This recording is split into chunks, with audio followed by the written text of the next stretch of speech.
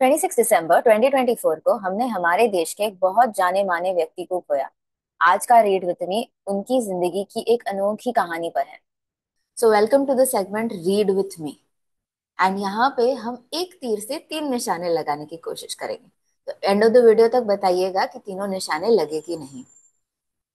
आज का article is about our 13th prime minister, the fourth longest serving PM after Jawaharlal Nehru, Indira Gandhi and Narendra Modi.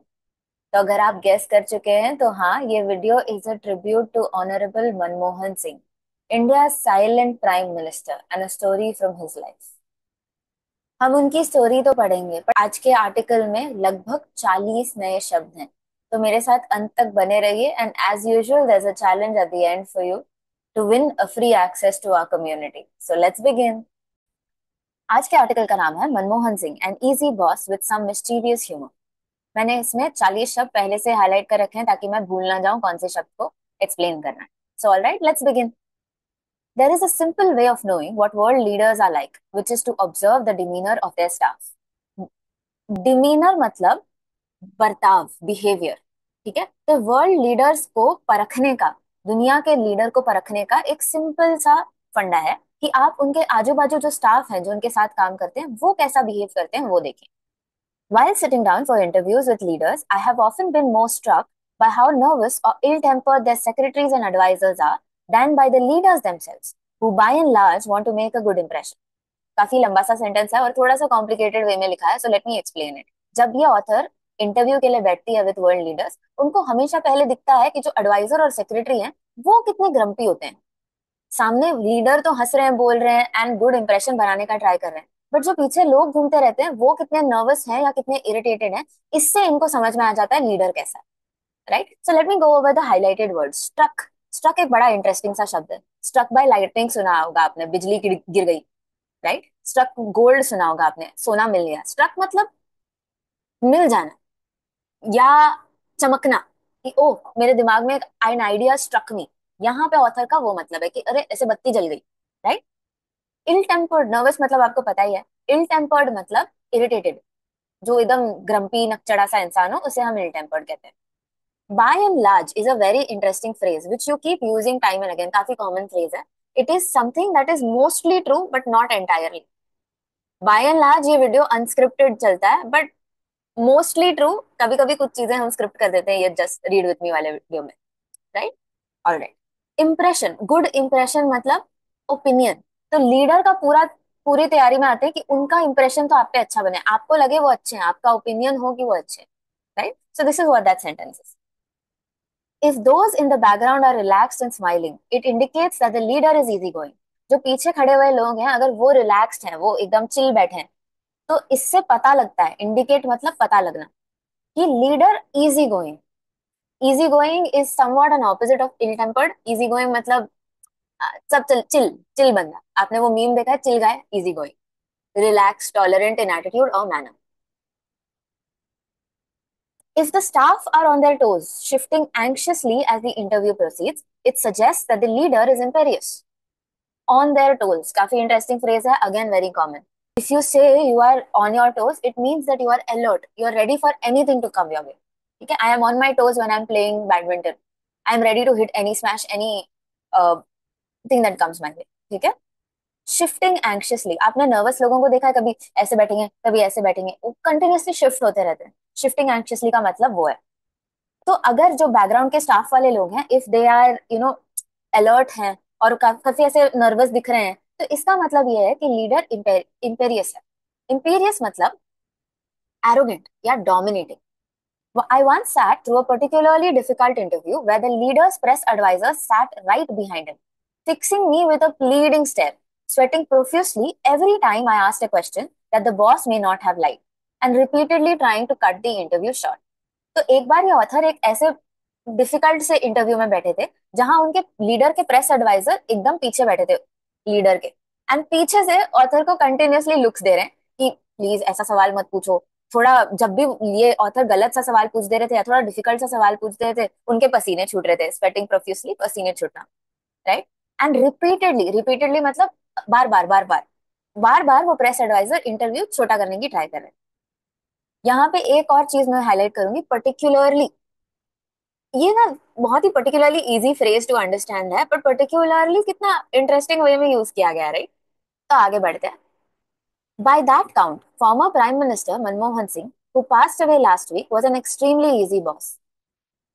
उस हिसाब से बाय दैट काउंट का एग्जैक्ट हिंदी ट्रांसलेशन है इस हिसाब से, जो हमारे मनमोहन सिंह जी थे जो लास्ट वीक ही गुजरे हैं, वो बहुत ही सरल बॉस थे, very easy to work with. I seldom saw anyone in his office in New Delhi's South Block appear worried in his presence। Author ने कभी किसी को उनके प्रेजेंस में, उनकी मौजूदगी में परेशान देखा, कभी नहीं देखा। ठीक है, seldom means not often, rarely। In 2009, when Dr. Singh won a re-election after completing a full term from 2004 to 2009, a first at that time since Prime Minister Jawaharlal Nehru, I was able to test my theory on a number of occasions। तो 2009 में जब doctor Singh ने री election जीते थे, और ये जवाहरलाल नेहरू जी के बाद पहले इंसान थे जिन्होंने दूसरी टर्म ली, जब डॉक्टर सिंह 2009 में आए ऑफिस में, तब ऑथर को उनकी थ्योरी टेस्ट करने का कहीं मौका मिला। ओकेजन्स मतलब मौका, टेस्ट माय थ्योरी मतलब आप कभी कभी आपको लगता है कि कुछ चीजें लाइफ में सच है, पर फिर वो एक्चुअली में सच है कि नहीं आप टेस्ट करोगे ना, तो वो होता है टेस्ट माय थ्योरी, ट्राइंग और experimenting with what you can think could be true, right? And occasion तो मैंने बताया मतलब एनी पर्टिकुलर इवेंट और a time in which things take place, मौका। Right? He granted me an interview on the campaign trail to speak about his initiatives with the US and Pakistan, charges of corruption against his government and plans for the future। Right, इसमें charges of, charger, charge मतलब charger भी होता है, charge मतलब electricity भी होता है, charge मतलब ऐसे बैल की सींग, जो बैल ऐसे सींग लेके दौड़ाने आता है वो भी होता है, पर यहाँ चार्ज मतलब formally accuse someone, legal term है। ठीक है, चार्जेस ऑफ करप्शन मतलब उनपे एक्चुअली आरोप लगाया, आरोप इज द वर्ड, आरोप लगाया गया है कि उनकी गवर्नमेंट करप्ट थी।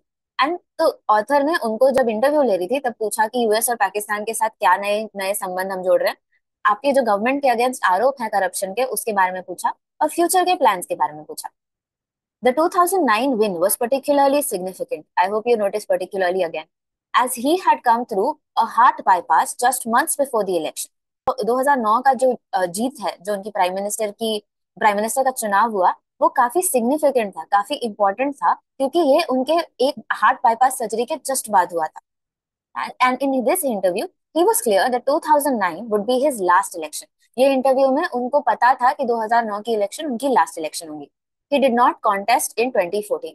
कॉन्टेस्ट मतलब, यहाँ देखो ये भी काफी इंटरेस्टिंग है क्योंकि कंटेस्ट हम हमेशा एज अ नाउन देखते हैं, कंटेस्ट एज अ वर्ब मतलब चुनाव में लड़ना, कंटेस्ट फॉर एन इलेक्शन, चुनाव में लड़ना। He also gave the television channel I worked for, CNN IBN, access to Prime Minister's home to interview his wife, Gursharan Kaur, and their daughters। उन्होंने CNN IBN को उनके घर पे आके उनकी वाइफ और उनकी बेटियों का इंटरव्यू लेने की भी इजाजत दी। Later, I also anchored a children's day show where Dr. Singh interacted with 60 children। बाद में मैंने एक चिल्ड्रंस डे शो को एंकर किया। एंकर मतलब, आपने वो कंपेरर देखे हैं जो पूरा शो संभालते हैं, वो बताते हैं फ्लो ऑफ इवेंट्स क्या होता है, क्या होने वाला है, अगला इंट्रोडक्शन करते हैं। एंकरिंग मतलब वो होता है इन एन इवेंट। ठीक है, तो ऑथर ने एक चिल्ड्रंस डे शो भी एंकर किया जहां डॉक्टर सिंह 60 बच्चों के साथ इंटरेक्ट किए, who asked him largely unscripted questions. जो बच्चों ने उनको बहुत सारे इम्प्रॉम्प्टू, जो पहले से डिसाइड नहीं होती, उसको अनस्क्रिप्टेड कहते हैं। तो उन बच्चों ने उनको बहुत सारे अनस्क्रिप्टेड क्वेश्चंस पूछे, such as why do you wear a blue turban, आप ब्लू कलर की पगड़ी क्यों पहनते हो, and how do you feel when you are called a weak prime minister, आपको जब एक वीक प्राइम मिनिस्टर बोला जाता है तब आपको कैसा लगता है। One child was scathing about India's education system. एक बच्चा काफी अम, बुरी तरीके से, स्केटिंग मतलब something that is meant to harm you, आपको नुकसान पहुंचाना चाहता है, उस तरीके से उसने पूछा कि इंडियन एजुकेशन सिस्टम ऐसी क्यों है। Saying thousands of children are out begging on the streets। हजारों बच्चे बाहर भीख मांग रहे हैं, तो हमारी इंडियन एजुकेशन सिस्टम ऐसी क्यों है। Even when I asked Dr. Singh about being called a puppet prime minister, with then Congress President Sonia Gandhi holding the string, he answered with unerring politeness, with no interference from his advisors। तो जब author हमें ये दिखाना चाहती है कि जब भी मनमोहन सिंह जी को कोई भी टफ सवाल पूछा गया है वो हमेशा काम रहे हैं। तो जब इन्होंने डॉक्टर सिंह को पूछा कि आपको तो कठपुतली प्राइम मिनिस्टर बुलाते हैं, पपेट प्राइम मिनिस्टर मतलब जो खुद कुछ ना करे, उनके धागे किसी और के हाथ में, यहाँ ऑथर कह रही है कि सोनिया गांधी जी के हाथ। तो जब उनको ये ऐसा कठोर सवाल भी पूछा गया तब भी he answered with unerring politeness. Unerring का मतलब क्या होता है, अनअरिंग मतलब ऑलवेज राइट, एक्यूरेट। तो जो पोलाइटनेस थी वो उनकी एकदम ऑन पॉइंट थी, ठीक है। With no interference from his advisors, उनके एडवाइजर्स ने आके कान में फुसफुस नहीं किया कि अरे ऐसे आंसर दीजिए। While his bearing was serious, जब उनका हाव भाव तो सीरियस था, बेयरिंग मतलब behaviour, his way of standing, his way of moving, वो सीरियस था। Doctor Singh wasn't above some mischievous humour, mischievous मतलब नटखट, ठीक है। Showing fondness to cause trouble in some playful way, मतलब बहुत कांड बोलते हैं वो नहीं कर देते थे, बट बहुत ही नटखट थे। At a formal lunch he hosted for a visiting dignitary, he was pressed repeatedly about raising India's climate change commitments. तो एक फॉर्मल लंच उन्होंने होस्ट किया था एक डिग्निटरी, एक दिग्गज के लिए, right. A person, dignitary is a person considered to be important because of a high rank और ऑफिस। तो उनके लिए जब जब किसी फॉरेन डिग्निटरी के लिए लंच किया था, उन वो डिग्निटरी ने कॉन्स्टेंटली सवाल पूछे कि इंडिया की क्लाइमेट चेंज की कमिटमेंट आप बढ़ाते क्यों नहीं हो। The guest proceeded to give him a lecture on all the new technology that the West was adopting, including electric vehicles. तो वो गेस्ट उनको पूरा लेक्चर कर रहे थे कि देखो यूएस में तो ये होता है, यूरोप में तो ये होता है, हम तो इतनी इलेक्ट्रिक व्हीकल्स अडॉप्ट कर रहे हैं, एंड ऐसे ही लेक्चर दे रहे थे। Doctor Singh listened politely and whispered something to an aide. Aide is a very interesting word क्योंकि बहुत सारे कॉन्टेक्स्ट में नहीं यूज होता है। आइड मतलब an assistant to an important person, not just any assistant, assistant to an important person. तो उन्होंने मनमोहन सिंह जी ने ये सब सुन लिया और अपने फिर असिस्टेंट अपने आइड को धीरे से बोला कुछ तो। When the convoy arrived to ferry the guest away, convoy मतलब जो आपने देखा है कोई इंपॉर्टेंट इंसान आता है तो कैसे लाइन ऑफ व्हीकल्स आती है वो लाल बत्ती के साथ, उसको कॉन्वॉय कहते हैं। फेरी मतलब ले जाना। So when a convoy arrived to ferry the guest away, Dr. Singh handed him not into a white ambassador car that were normally used, but into a tiny Reva, the earliest Indian electric vehicle, with a slightly sardonic smile. तो ये guest ने EV EV EV करके मनमोहन सिंह जी को पूछ ही लिया कि आप India में क्यों नहीं इम्प्लीमेंट करते हो। तो मनमोहन सिंह जी ने उनके आइड को बोला कि व्हाइट एम्बेसडर मत भेजना, हमारे जो रेवा गाड़ी होती है वो भेजना। सार्डोनिक का मतलब होता है थोड़ा सा सिनिकल, थोड़ा सा sarcastic, थोड़ा सा अरे देखा हमारे पास भी है टाइप्स, यू नो। वो गुस्सा पी जाते थे, he drinks up his anger, वो गुस्सा पी जाते थे, he drinks up his anger, Mrs Kaur said when I asked her why he never seemed to lose his cool. तो मिसेस कौर का कहना था कि वो अपना गुस्सा पी जाते हैं, इसीलिए वो कभी अपना दिमाग गुस्से में नहीं खो देते। लूज हिज कूल मतलब गेट एंग्री, अब एंगर में गर्म हो जाते हो तो अपना ठंड खो देते हो, इसीलिए लूज योर कूल। काफी फनी सा फ्रेज है, राइट। आगे बढ़ते हैं। Doctor Singh had a remarkable career, remarkable मतलब worthy of attention, striking, but he didn't make too much of it.